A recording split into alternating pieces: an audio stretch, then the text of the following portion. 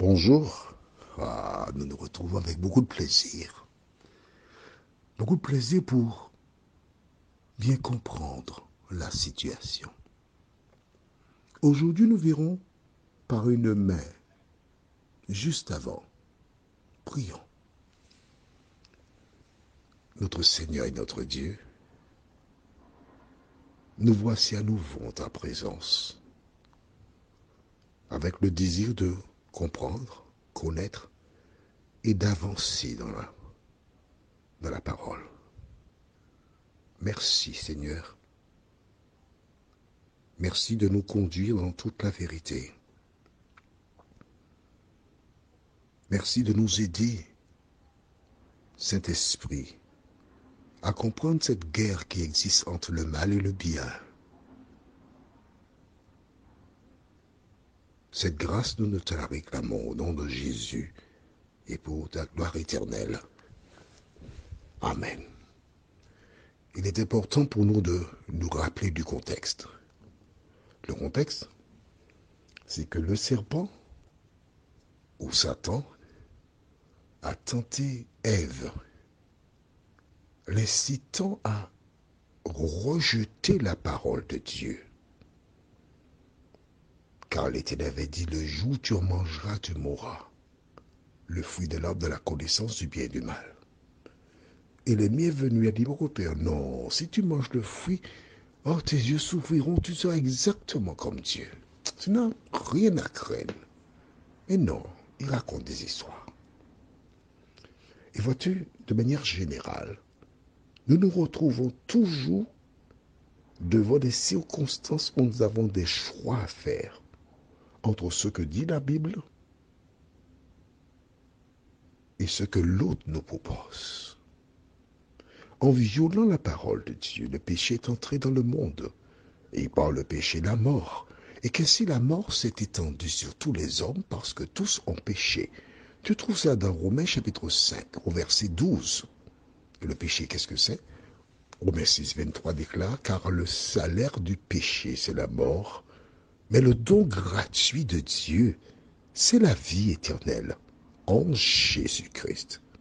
En fait, celles et ceux qui sont conscients de se tenir en dehors de la parole n'ont qu'une seule chose à faire, se tourner vers l'Éternel et être sauvé.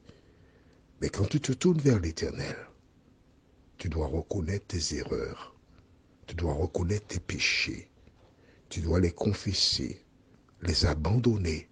Et par la grâce de Dieu, je dis bien par la grâce de Dieu, tout faire pour marcher en communion avec Jésus de Nazareth. Alors en péchant, le diable est devenu le prince de ce monde. Et pour libérer les humains, Dieu avait déclaré que un jour, la postérité de la femme, donc d'Ève, un humain, écrasera la tête du serpent et ce dernier le blessera en talon. Dès ce moment, le diable œuvra afin de détruire toute personne qui, par son comportement, était fidèle à Dieu. Maintenant que le peuple d'Israël était en Égypte, il s'est organisé pour qu'il soit maintenu dans l'esclavage. Et à ce titre, vivant dans l'esclavage, on leur imposait les dieux d'Égypte et autres. Par ce biais-là, ils pensaient les maintenir loin de Dieu. Et il n'était pas question que les enfants d'Israël laissent l'Égypte, parce qu'aussi longtemps qu'ils sont en Égypte, ils sont sous la domination du diable. Et voilà pourquoi l'ennemi se bat encore aujourd'hui pour que toi et moi, nous puissions rester dans ce monde. Il nous propose toute espèce d'action, activités, soirées, etc. pour que nous puissions aimer le monde. Mais la Bible déclare, mes petits-enfants, n'aimez point le monde, ni les choses qui sont dans le monde. Alors, Dieu envoie Moïse vers Pharaon. Et pourquoi t'ai-je raconté le contexte?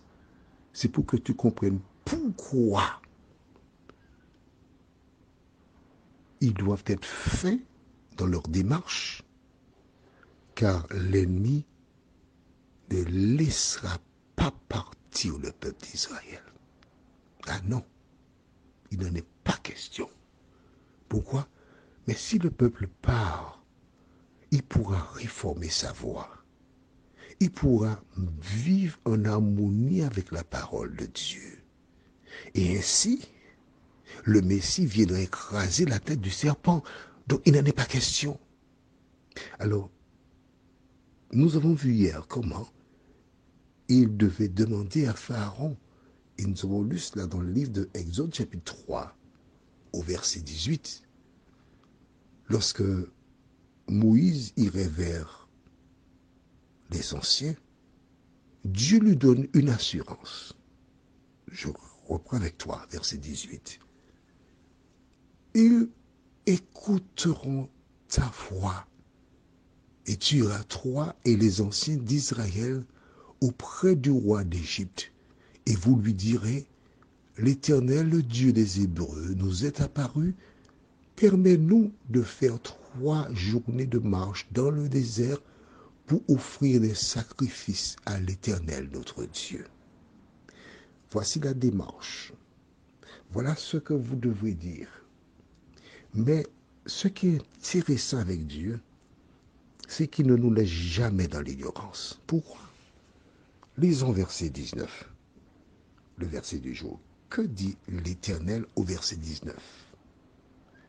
Je sais que le roi d'Égypte ne vous laissera point aller si ce n'est par une main puissante.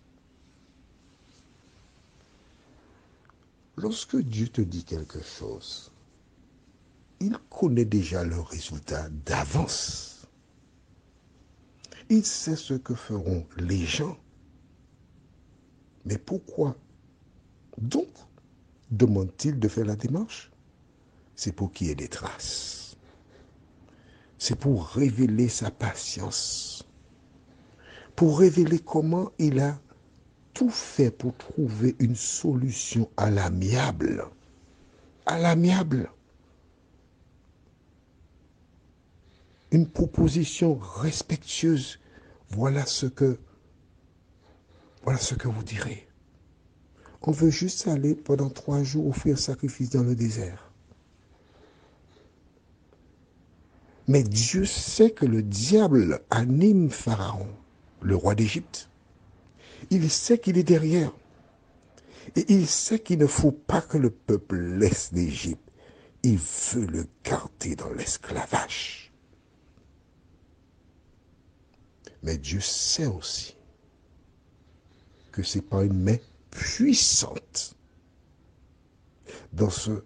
Tu sais, quand j'étais jeune, il y avait ce qu'on appelait les bras de fer, où chacun, on mettait le coude sur la table et puis les mains en hauteur, on tenait la main de quelqu'un.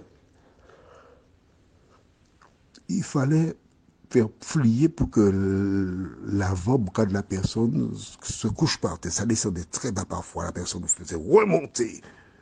Bras de fer. Mais avec l'Éternel, quelle que soit la personne, elle a déjà perdu d'avance le bras de fer. Prions. Notre Seigneur et notre Dieu,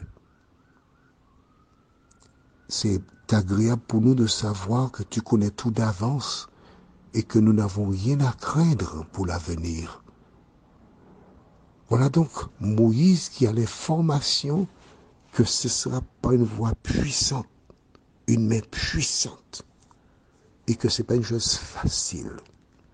Mais Seigneur, nous sommes heureux de savoir que tu te tiens à côté de nous, que tu veilles sur nous et que tu n'abandonnes jamais tes enfants. Merci Seigneur. Merci pour tes grâces. Merci pour le pardon. Merci pour la vie éternelle. Merci pour la paix. Oh Dieu, alors que tout s'écroule autour de nous, de nous aider que l'ennemi ne laisse pas partir facilement, mais aussi longtemps que tu es avec nous, tu nous donneras la victoire. Cette grâce, nous te la réclamons au nom de Jésus et pour ta gloire éternelle. Amen. Je te souhaite une bonne journée sous le regard de Dieu et à demain, si Dieu nous prête vie.